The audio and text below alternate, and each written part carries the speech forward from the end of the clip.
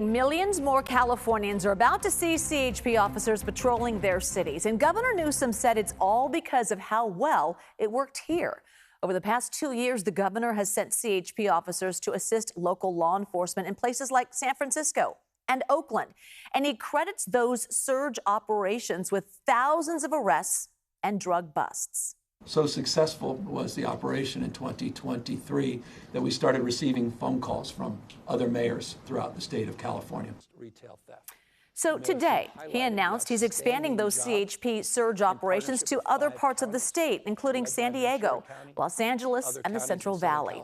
And while not all Oaklanders have welcomed the extra officers, police officials told our Lauren Toms they need all the help they can get.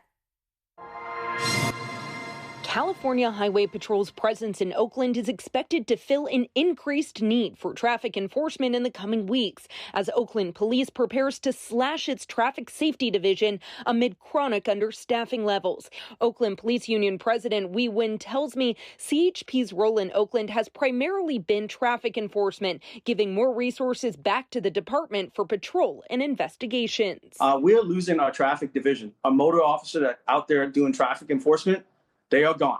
Currently, OPD has just over 500 officers, with about 6 leaving each month. At that pace, staffing could drop to 400 next year. And because 320 are required for patrols, few resources remain for specialized units like traffic enforcement. It's tough when you show up to work and you are walking into a ball game that you're facing a loss because there are 200 calls standing, and you're showing up to citizens who are calling at the worst moment of their life, and you don't show up for hours later. In his announcement, Newsom touted CHP's impact so far. Last year, CHP says its officers made more than 9,000 arrests and recovered nearly 5,800 stolen vehicles between Bakersfield, Oakland, and San Bernardino. The community wants to see more, and we are trying to be responsive to the people we serve. But CHP's elongated presence isn't welcomed by all. Felipe Kelly of the Ella Baker Center in Oakland says he's been pulled over by CHP officers twice within Oakland city limits